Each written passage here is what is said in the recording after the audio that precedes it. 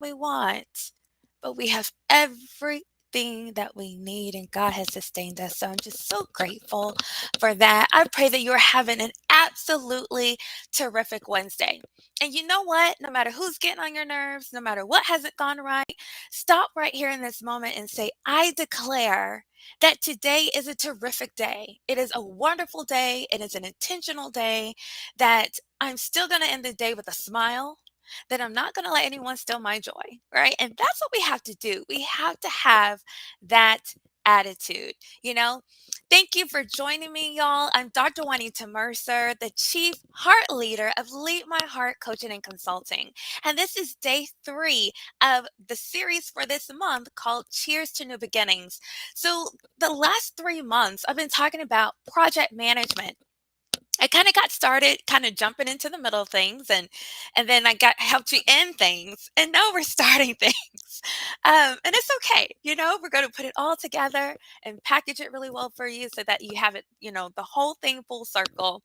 But I just really pray that this has been a blessing to you, that you get tools and strategies that you can use, that you can take right away and just run with them, right? And do what you need to do.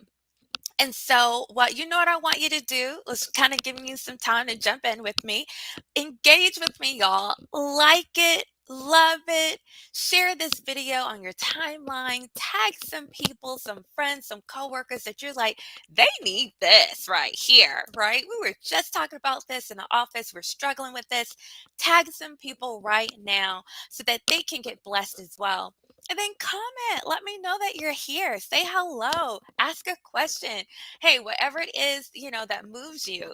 And then react. Throw out some hearts, throw out some likes, throw out some sad tears, whatever it is okay. But whatever your reaction is to a comment, to the content, I welcome it. Okay. I'm just happy to be here with you.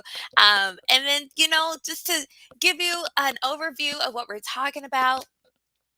If you missed day 1, we started on August 15th, then it's construct the vision. Go check it out. It's okay, because you need to know that you just need to be in position to receive it, not to go find and hunt down the vision, but to receive it.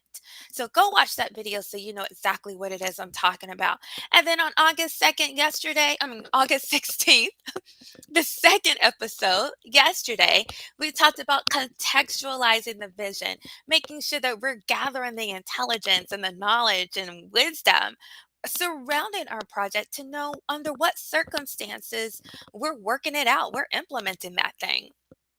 And then today, day 3, step 3, episode 3, okay, we're talking about constraining the vision. So let's get to it. So, when we talk about constraining, I know you're probably thinking, constrain?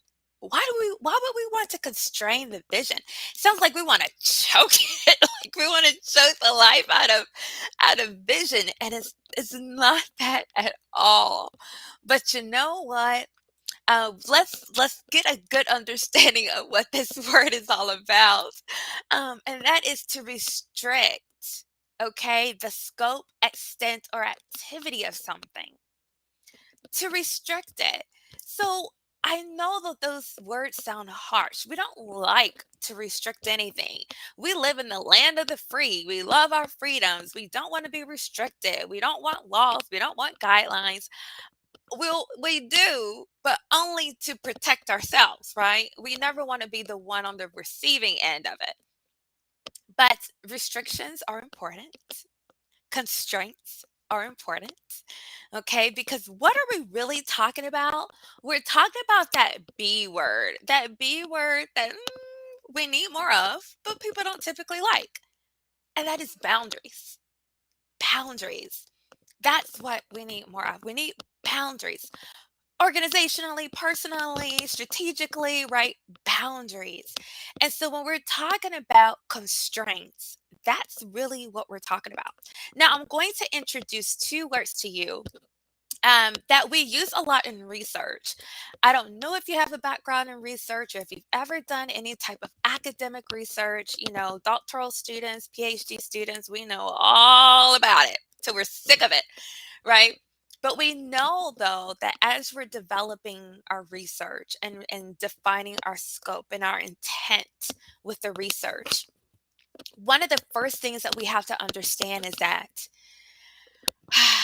from a medical perspective, this might not be your thing, but this is what we often say kind of among PhD students is that we're not here to cure cancer all in one day, right? Or all in one paper.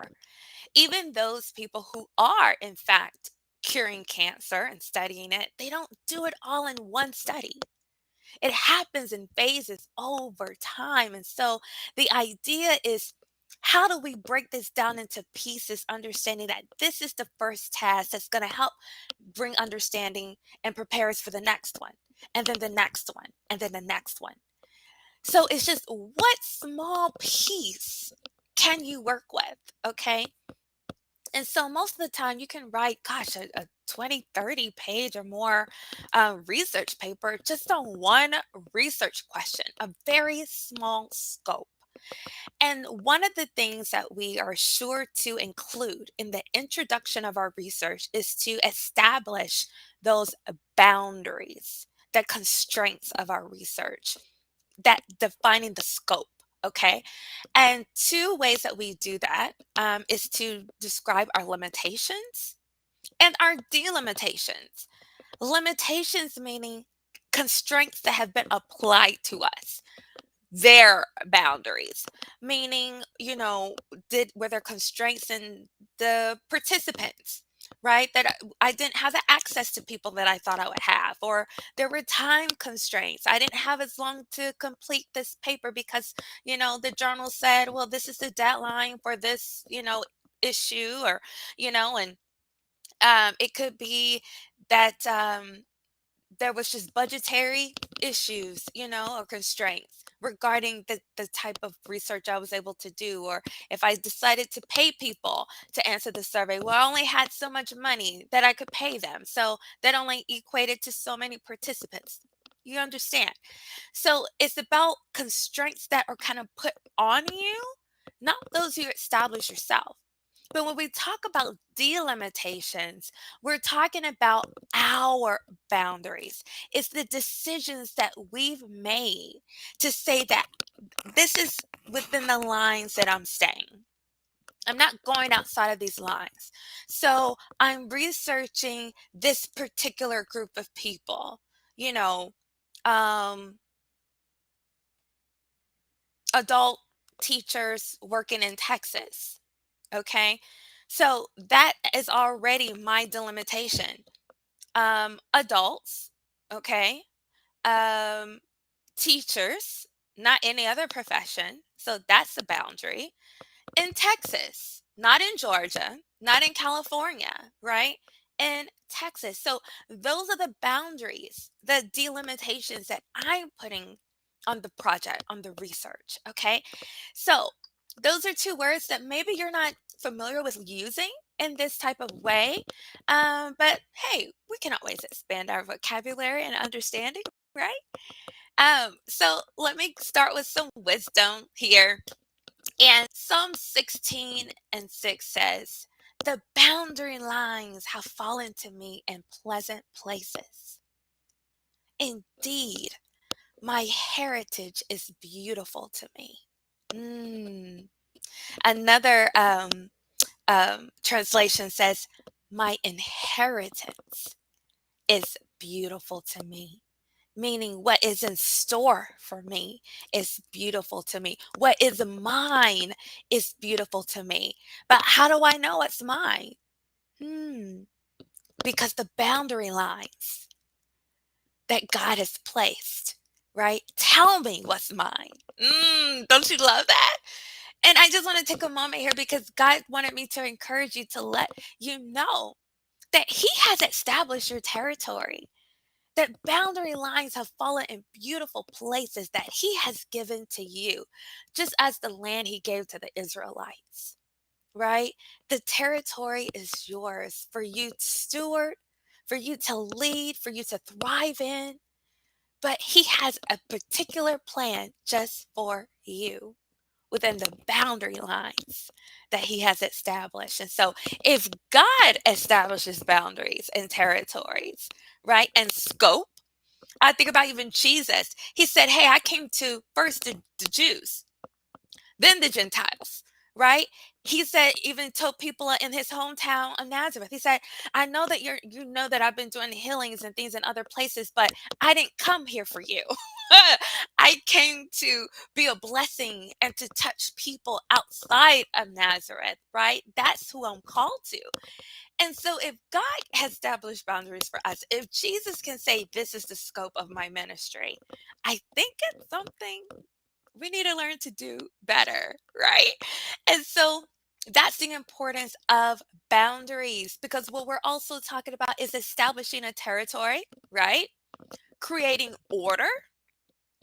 Think about the lines on a map, knowing nation to nation where one nation begins, one nation where another nation stops, right? Whose property belongs to who, establishes order. If we didn't have maps, there would be total chaos. Imagine the type of wars we would have because someone stumbled somewhere that someone think belongs to there. Okay? And then we're also talking about identifying a specialty. Think about that, establishing boundaries of your expertise, the areas that you're able to help people with, and so on. And then also creating a niche, right? Um, it's also doing that. So those are great words that we learn to use to talk about scope every day, and boundaries and constraints in a good way. No one has a problem with a niche, a specialty, a territory, order. But gosh, when we flip that thing and then it's like, I only serve these people, not these people. Then it becomes like, wait a minute, what do you mean you don't serve everybody? What do you mean you don't help everybody? And then it becomes ugly, like a bad thing. And it shouldn't be, right? We understand boundaries. We understand constraints. We understand order and specialties and niches. Why is it that we still, in 2022, put so much emphasis on everybody having access to everything at all times, in all ways, all? That creates chaos. Think about that. Just another perspective that I want to present to you, that it encourages and creates opportunities for people to serve people in different ways, right? It doesn't always have to be a bad thing, right? So let's be having an open mind to that. So, today's content, we're talking about triple constraints, okay? Scope, time, and budget. No matter what you're doing, no matter what project, no matter what, even relationships, right? These are the types of things that we kind of be looking at. Okay, I'm getting short on time here, right? The budget, the ability to be able to do things together or whatever, and the scope of the relationship. Like, what are we talking about doing here, right? Whether it's starting a business, right? What type of budget are you working with? What type of scope and time? So, no matter what project, program, initiative, whatever it is, these three matters will always come up, and they will always be constraints. They will. So, let's talk about how to manage them. Let's start with scope. How do you even create scope? Well, here are 16 questions for you to establish scope, to build those boundaries around purpose, vision, mission, okay, of what you want to do. That's why I didn't want to like focus just on vision, because in a minute you're going to see how this could be applied to so many different other ideas and things that we need to define, get some substance to. So, what are we talking about here? All right, here are some questions. What do we believe? What don't we believe? What do we do? What don't we do? Right? When do we do it? When don't we do it? Okay? You see how this just isn't about time, but then it's also building up to values? Yeah, intent. Why do we do it? Why don't we do it? Okay? And that could be about different things. What do we assume? And what don't we assume? Gosh, we make all kind of assumptions every day. When you write material, the first thing that you do assume that people can read it. You assume that people can read in English. You can assume that people can read at a certain level, right? We make assumptions all day long. So what are the assumptions that you make? But what are the things you also don't assume? I tell you one thing we should all get in the habit of not assuming is that people understand something without you first explaining it. Okay? Where do we go? Where don't we go? That's a good one. Right? It's like, where's your reach? How far is your reach? How do we do it? How don't we do it? Yeah, right? You're getting into some deep rooted things there, right? Again, this is helping to establish not only scope of your project, but of your values and your mission and your vision, right? And then who do we serve and who don't we serve, right? Again, that gets into targeting your market, your audience. Okay, like for me, I'm working specifically with leaders and emerging leaders. So if you don't have a leadership mindset, I'm really not speaking to you, right? So I have a target market. So depending on your project and things that you do, right? That's who you serve. Now, in some capacity, could I serve everybody? Sure. But if I particularly wanted to work with women or I particularly wanted to work with youth, and adults come knocking on the door or men come knocking on the door, then what? Right? How do we do that? And how do we, on the flip side of that, how do we become more respectful of these types of constraints without wanting to scream discrimination or isolation, or being excluded, right? How do we become more open to meaningful constraints, right? And instead of saying, well, they don't serve me, it's like, well, who does, right? Who understands? Because when you're talking about who do we serve, it's because you have special skills to help that group of people. You have special knowledge to help that group of people. You understand culture, you understand dynamics, language, right? To help that group of people. So, right?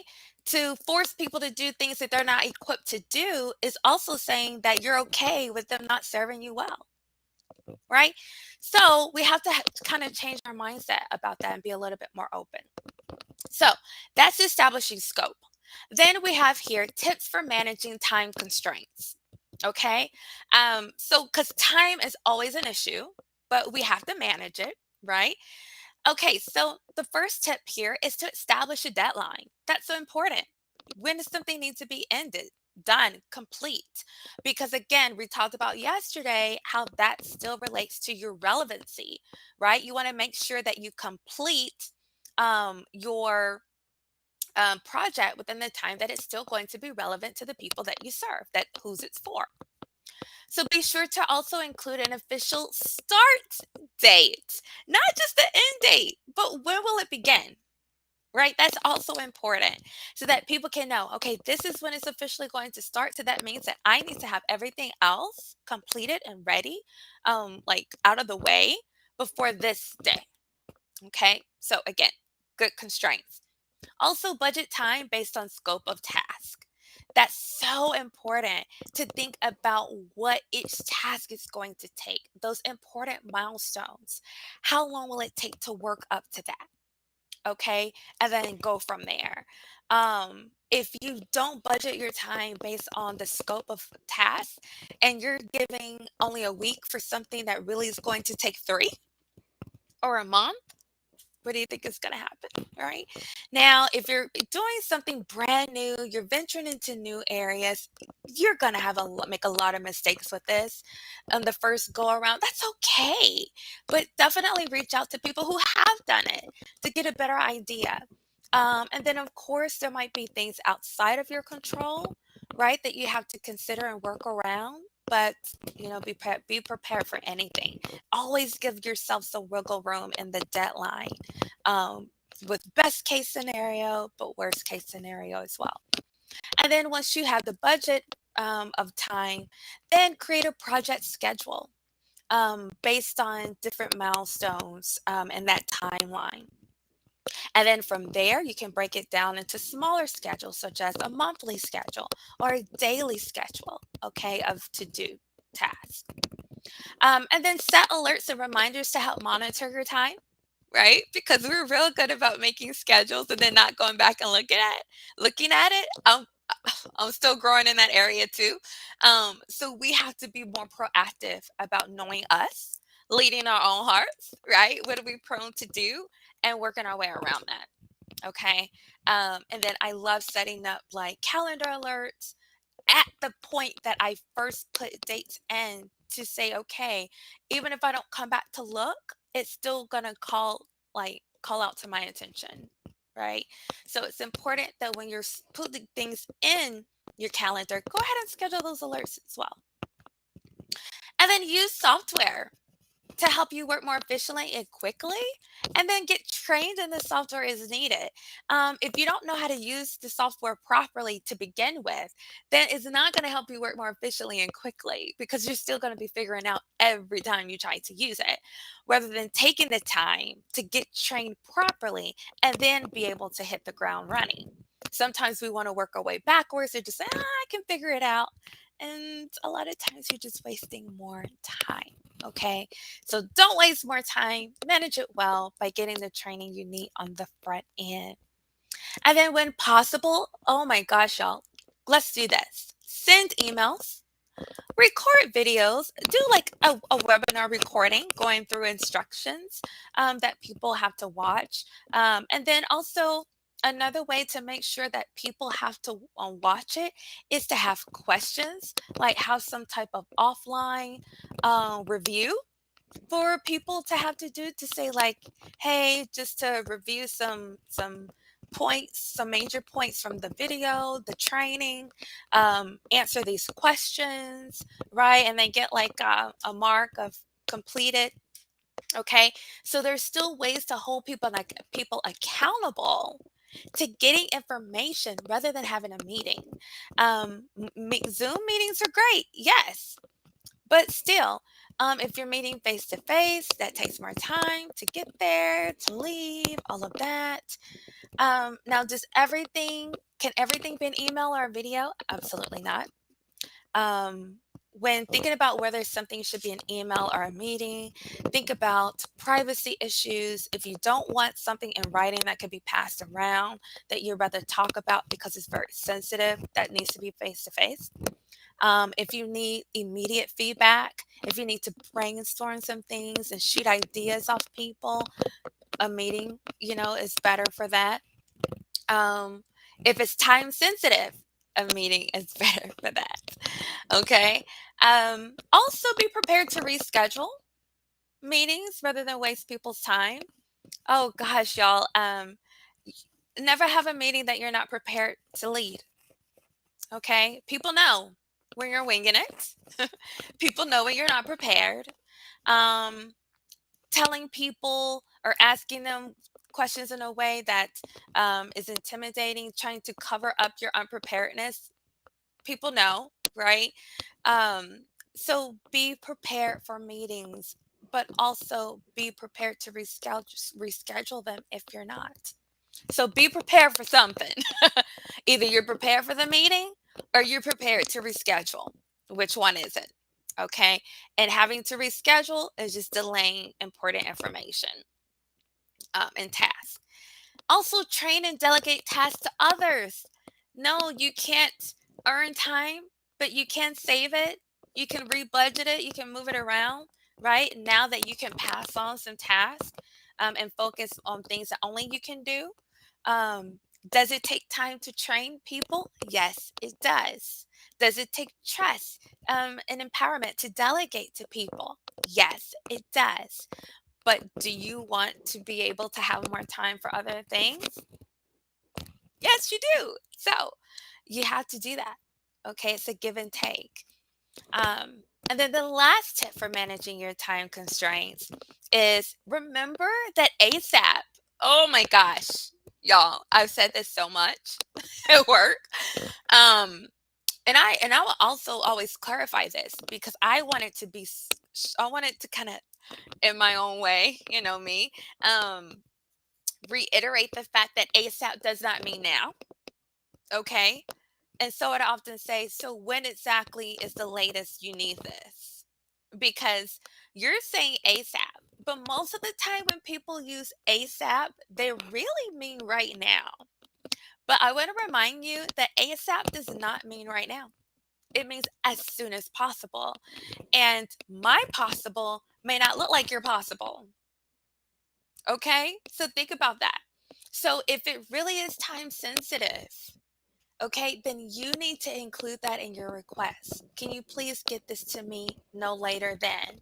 Can you please at your, at your convenience try to get this to me no later than?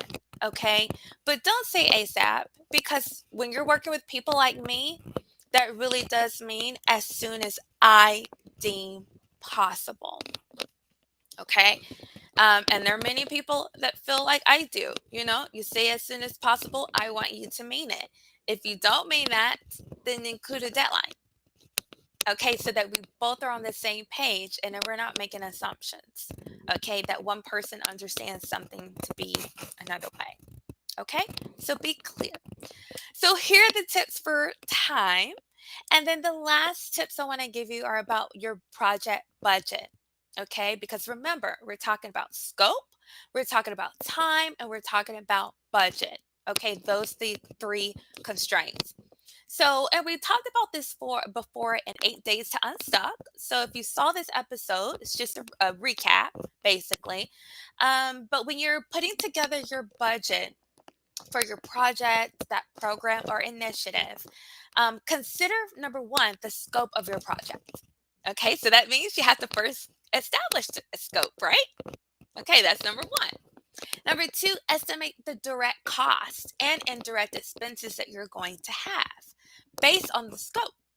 Okay, if all that you want to include, right, and all that that's going to entail, think about the information, the data you gathered from your analyses that you did that we discussed in episode number 2, using the car model, right? Remember to consider, right, what it is that you want to know and do analyses. That's the A, and then respond to the information that you gather. Okay, so you can check out episode 2 for that. Oh, yeah, episode 2. And then budget number 3, contingencies and accidentals, because they will come up. Y'all, this happens all the time. I know people are tight on budgets. You're already doing good to find the money that you need. Um, but you have to budget contingencies and accidentals. They will come up. Now, how much of your budget? I would say at a minimum 10 to 15%. At a minimum. 20 would be better if you have a pretty liquid budget. At the low end, 10% of your total budget, okay, should be spent on contingencies and accidentals because something will come up. Now, you might even want to budget in there, or it could even be insurance, okay, that might be associated with your project. So if you want to look at it that way, that's fine. But I would still want to encourage you to have maybe still another 5% in cash that you could throw at some contingencies and accidentals. Number 4, make sure to budget training. Yeah, because you may not have all the skills and knowledge that you need. And it could even be consultations of speakers coming in or one to one training on using software or processes. So, definitely budget training. That's important because you want to have a well equipped team. Or if it's just you as an entrepreneur, budget training. Do you need a certification? Do you need some knowledge to help you do this well? Right? And then number five, monitor your budget. Don't just create it and never look at it again, but actively monitor your spending. Okay. That's so important so that you can catch red flags early on. Okay. All right. So, y'all, that was the triple constraints that we need to be aware of and learn how to manage. And the last bit I want to discuss here is the importance of the triple constraints. We have to manage scope, time, and budget properly. When we do it well, it increases our reach, our effectiveness, our sustainability, and the trust that people put in us, not just from the community, but even our team members, right? When we do it well, but when we mismanage scope, time, and budget, those three constraints, it impedes our reach, right? We're not able to serve the people we want to serve. We're not able to go into all the markets we want to go into. It impedes our effectiveness, right? That there's going to be quality issues, that it won't meet all the goals that we set out to meet. It's going to have sustainability issues because you blew through the budget so much more on making the thing that now when it comes to implementation, you don't have the money, right? To go as long as you thought, perhaps. And it also will impede people's trust in you. If you mismanage scope, if you didn't consider everything, right? Or if it's too big and you're trying to be everything to everybody, you're going to have problems. If you mismanage time, misuse it, you're wasting people's time left and right, going over time, you're not on schedule. People won't trust you. And if you continuously overspend, right? Or not putting the money on the most important areas or things, people won't trust you with money. So it's so important to manage scope, time, and budget well because when we mismanage, you know what? It affects our rest. Look at that. REST. And that's something worth losing sleep over. If you're a leader and you don't lose sleep over reach and effectiveness and sustainability and trust, you don't deserve to be the leader leading that team or project. And that is the truth of it. Because that is a heart issue if those things don't matter to you, right? Some things are out of our hands, but our desire should always be, okay? Reach, effectiveness, sustainability, and trust. So that's the end for today, y'all. Thank you so much for joining me. Let me know what you think of this episode, your thoughts, comments, any questions. Do you agree? Do you disagree? Let your girl know.